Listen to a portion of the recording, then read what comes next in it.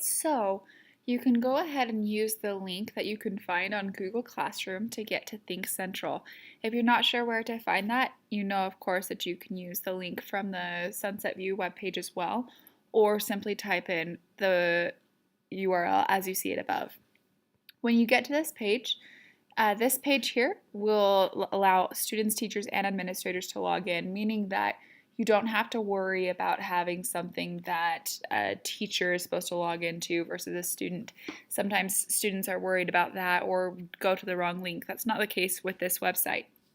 Make sure that you fill all of these out. Park City is also PCSD, so you will have to put Provo.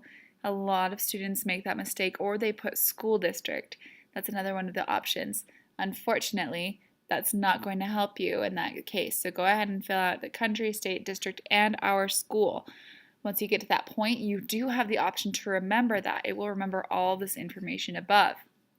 That's helpful because it will remember your computer and browser. A lot of students make that error and then they have a hard time logging in later quickly. So that's just a good thing to have ready to go.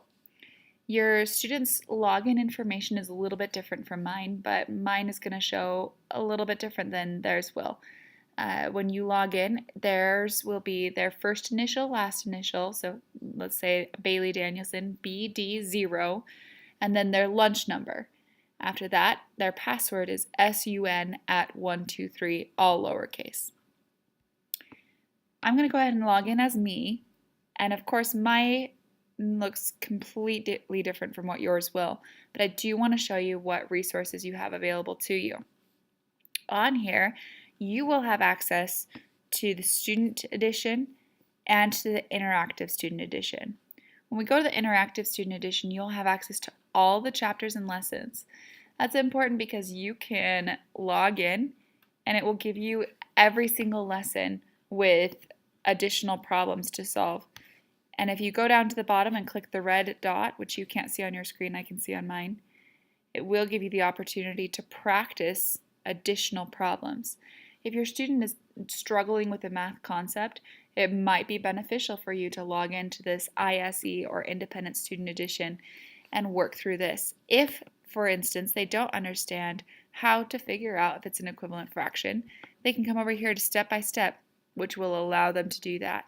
You can also click on textbook, which will bring up the actual PDF of their textbook for those lessons to be able to use in order to solve the problem. Now this here, you can see it's the exact lesson that goes along with it.